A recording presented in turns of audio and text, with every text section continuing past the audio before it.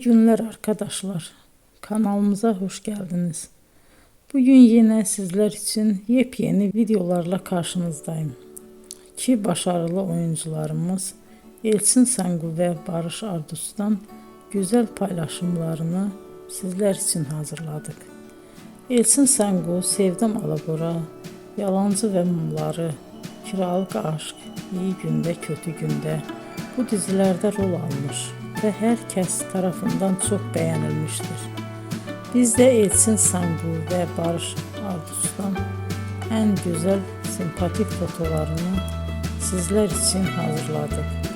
Bu karelerin devamını istiyorsanızsa emeğe saygı olarak kanalımıza abone olup yorum yazmayı unutmayın arkadaşlar.